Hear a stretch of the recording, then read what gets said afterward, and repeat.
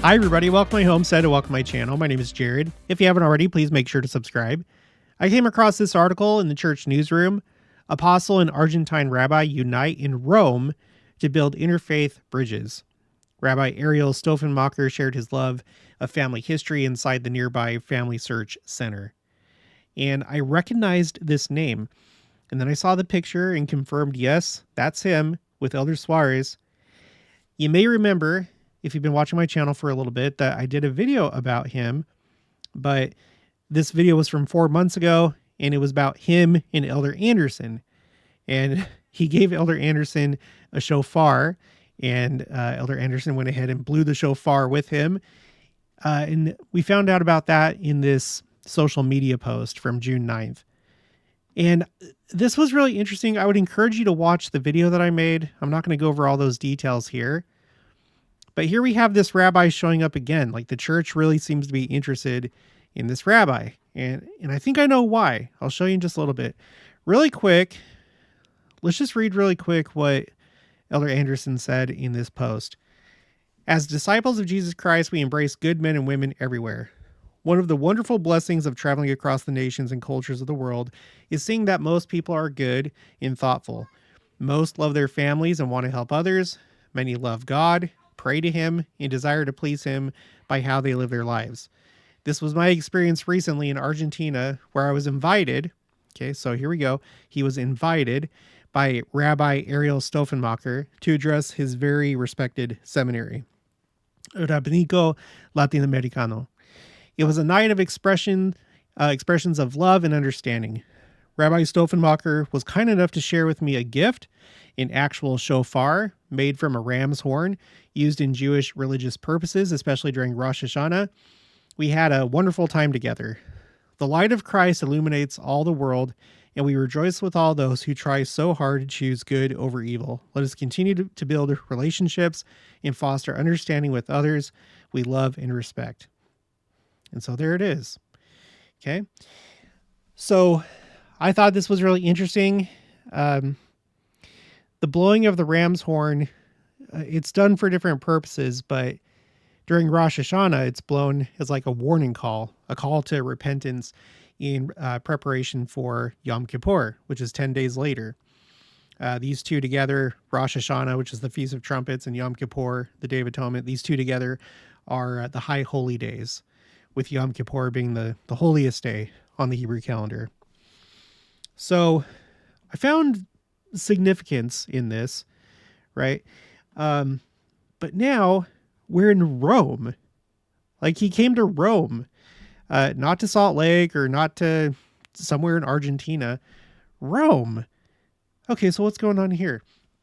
Elder Ulysses Suarez of the Quorum of the 12 Apostles of the Church of Jesus Christ of Latter-day Saints met with Rabbi Ariel Stoffenmacher, rector of the Marshall T. Meyer Latin American Rabbinical Seminary and founder of the Arbanel University Institute. We'll get back to this later. I think this is the reason why there's this contact between the church and this rabbi. It's this university. We'll get to that in just a minute. The apostle and rabbi toured the Rome, Italy Temple Grounds and Visitor Center on Wednesday, November 6th, 2024. So here they are. The rabbi is showing Elder Suarez that he has the Family Search app already installed on his phone. Okay, they're talking. There's the Visitor Center with the Christus, along with the related statues of the 12 apostles. Okay, there's the Rome, Italy Temple. And whenever I think about the Rome, Italy Temple, I always think about what President Nelson said about the dedication of that temple. So we're going to Church News. This was published December 27th, 2019. President Nelson, a hinge point in the history of the church. And he must have felt pretty strongly about it because, number one, I already pointed out that not only did they do a Christus replica for this visitor center, but they did all the rest of the 12 apostles. These are all replicas from, I think it's like a church slash cathedral in, I want to say Denmark. Correct me. I've covered it on the channel, but I forgot. But what you may not know is that it's all part of the same like series. The Christus goes along with these statues back there in the original cathedral that they're in. But anyway, so that's already special. But as you can see here, all 15 were present for the dedication of this temple.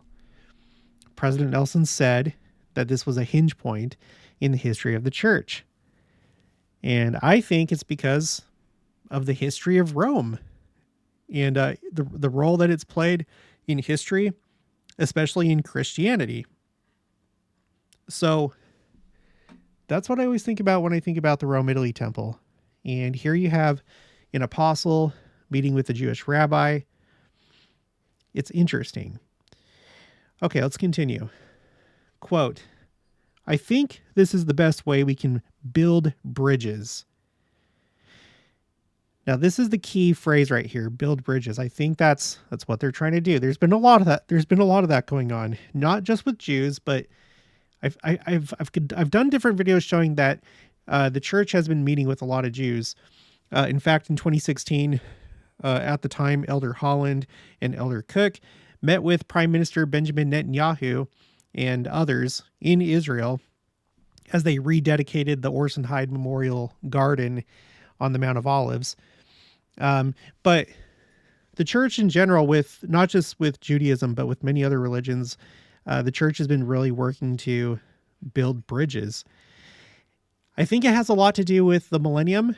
It's fast approaching, and Christ's political kingdom is going to be installed. And once the wicked are destroyed, you're still going to have all these different religions present, all the good people in these religions. And I think it's going to be really important to have really good relationships with the leadership of these different religions as well as nations. Christ is not going to come and suddenly take away their freedom to worship, their religious freedoms. It's not a dictatorship. There will be laws, obviously, but you're still going to be, you're still going to be free to choose what you want to believe and in what or who you want to worship. So there's been a lot of this going on, but in this case, we're talking about a Jewish rabbi in Rome, Italy. I think this is the best way we can build bridges, especially in this place, in the Rome temple where we are, because this place attracts people from all faiths, people from all over the world. And then we can really share common beliefs, Elder Suarez said. That's what we experienced today with Rabbi Stoffenmacher and his desire to build bridges among all other faiths. What's interesting is I did a little bit more research, and I found out that Rabbi Stoffenmacher, it would appear during the same trip, he actually met with Catholic leadership or representatives. This is ICN, Independent Catholic News, November 8th of this year. The Pontifical University Santa Croce, or I don't know how it's pronounced in Italian, probably Croce, or Holy Cross in Rome, recently held a 10-day course dedicated to Christian and Jewish perspectives on the Ten Commandments, seeking to foster a deeper understanding of shared values. And it talks about the fact that Rabbi Stoffenmacher attended this. So it seems like he was hitting a couple birds with one stone, meeting with the Catholics, meeting with our church and possibly others, who knows. So maybe that's why it was in Rome, but either way, it's kind of significant, I think. All right, continuing. A part of the tour included a visit to the Family Search Center on the second floor of the Visitor Center. For Rabbi Stoffenmacher, family history is very important. Quote, family search helps people to find their own ancestors. We, as Jewish people, we have been scattered all over the world, the Jewish leader said. So family search gives you the opportunity to go back in time and meet your family, end quote. Rabbi Stoffenmacher surprised Elder Suarez by showing him he had already downloaded the Family Search app and found 3 generations of his family. So that's really neat.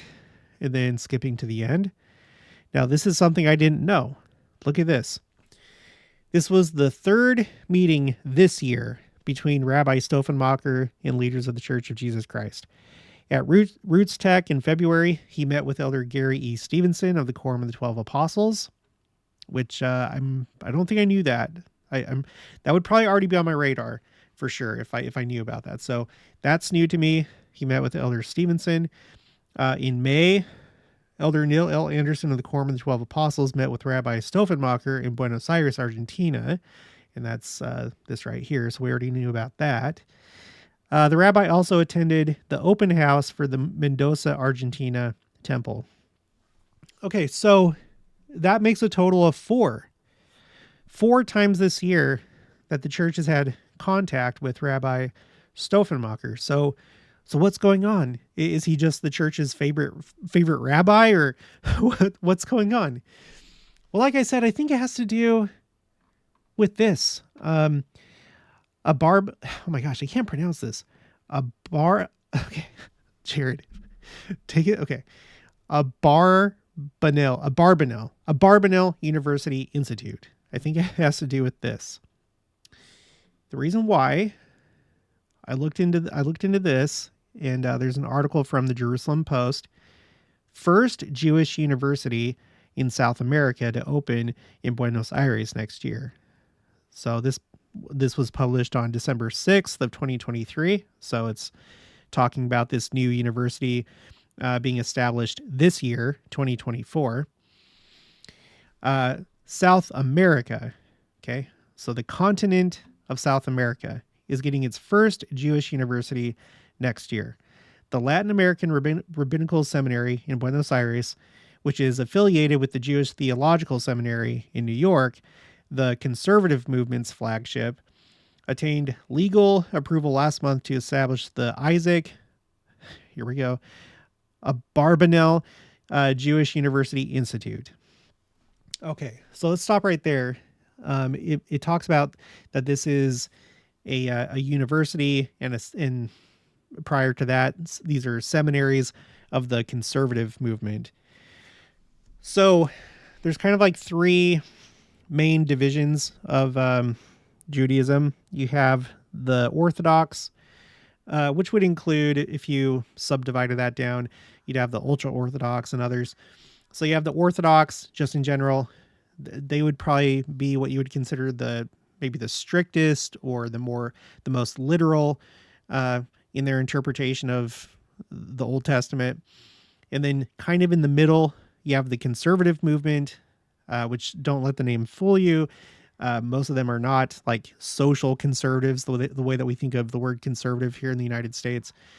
But they're more willing, I guess, to integrate with the world. That's kind of what is the defining thing between these 3 groups, is how much they're willing to be involved in the rest of the world. And then the one furthest to the left, the one that's much more metaphorical in their interpretations of things, and whatever, the ones where it's barely even really a religion. Sorry, I don't mean to speak bad of them, but to that side, you have the Reform Jews, and I think there's like a few other branches or similar movements like Reconstructionists and stuff like this, where they interpret things a lot more openly and liberally and less literal than on the other side. So this is he's not like an Orthodox rabbi, just so that we have some context.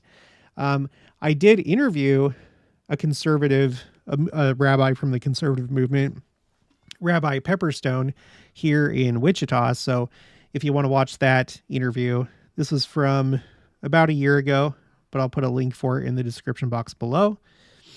Okay.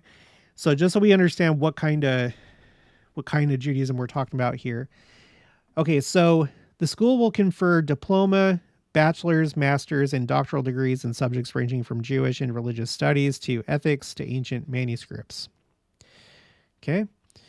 Jewish and religious studies and ancient manuscripts. I'm sure that they'll have other programs, but It seems like that's like the big thing. And maybe that's why the church is interested in it. I don't know. Maybe the church is thinking about future like collaborations between BYU and this new university. I have no idea, but I feel like it has something to do with this. Rabbi Ariel Stoffenmacher, the rector of the Rabbinical Seminary, said the university will be, quote unquote, a lighthouse beacon for Latin America. One other Jewish university exists in the rest of Latin America, the Hebrew University of Mexico, which is located in Mexico City and run by an Argentine rabbi, Daniel Feinstein. I don't know. The Latin American Rabbinical Seminary has had a continuing education institute under the Barnabel, a Barbanel name since 1978, but it has not conferred degrees titles. The new university will include a center for the study of Hebrew manuscripts, including some between the 9th and 15th centuries that are located in the Vatican Library. Okay, that's kind of interesting. It will include a center for the study of documents that are in the Vatican Library. So maybe the church is interested in that. The digitized collection includes Torah scrolls, rabbinic literature, Jewish philosophy, I hate this word, liturgical books, poetry, and Kabbalistic texts. Okay, so that's all that I know about Rabbi Stoffenmacher and why the church may be interested in him. I'm thinking maybe they're thinking of some kind of like collaboration between the two universities and how they're going to have access to the Vatican Library with some of these texts. I don't know. I'm not a scholar. I don't know, because it's not like this is the only Jewish university. It'll be the only one in South America. And then in Mexico, you have the one that it mentioned in the article. And I did some more searching. In the United States, you have a bunch of, according to this Wikipedia article, this is a list of Jewish universities and colleges. And they're in places that you would expect: Los Angeles, California, Maryland, Pennsylvania, Florida, Massachusetts, a bunch in New York City, Chicago. I've actually interviewed a professor from here, from Toro University. If you want to watch that interview, it's Dr. Henry Abramson. This is from a long time ago, so you can tell just by looking at me, my hair, my weight, the background. So that's a little cringy, but it was a good interview. So I'll put a link for this in the description box below if you'd like to take a look at that. So you already have all these right here in the United States. And then, let's see. And then I went to this, Jewish universities and colleges. This is just like around the world. So Budapest, looks like this is probably one in Germany. I don't know. London, Israel, St. Petersburg. I'm assuming that's Russia. Cause yeah, I know St. Petersburg, Russia, but there are other St. Petersburgs. That's what I was confused about. But yeah, St. Petersburg, Russia, and then some other one here. Oh, this is also in Russia. You have this one, I guess this one in the UK, London School of Jewish Studies. And then, of course, you have a bunch in Israel. So it's not like there's a ton. But the thing that makes this stand out to me is going to be their focus on these ancient manuscripts and their access to these manuscripts in the Vatican Library. I don't know if like they're the only ones that have ever accessed these. I don't know if other universities have already had access to them. I don't know. I haven't gotten that far yet. But whatever the case, interesting stuff going on. We'll have to see where this leads. Either way, more bridges are being built with other faiths, and I think it's going to be increasingly important to, as time goes on, to build more and more bridges with Jews, because they're going to be a really key part of the second coming when Christ comes to the Jews in Jerusalem. When he comes to the Mount of Olives, there is going to be a mass conversion event. They're going to recognize him when he comes. And so it's almost like I foresee this scenario where like the church is going to just from the Jews with what we have right now. And then the Jews, it's like the church is going to double in size, because it's interesting because as of right now, the population of members of the church in the world is roughly the same as Jews throughout the world. It's about 17 million. So it's like the church will double at that point, on top of everybody else throughout the world that decides to convert and join the church. But they're going to be key. They're going to be key. This has been a branch of the church that, has been in this like state of apostasy for a couple thousand years. But they've maintained their identity, and they know who they are, and we know who they are. And after all this time, they're going to be coming back. It's going to be incredible. And then we're going to have the two world headquarters, the one in Jackson County, Missouri, the New Jerusalem, and then we're going to have the Old Jerusalem in Israel. So these are important things that are going on. Okay, well, that's going to be it for this one. If you haven't already, please make sure to subscribe, like this video if you liked it, leave your thoughts and opinions down in the comments below. Also, make sure to share it, and I'll talk to you guys later.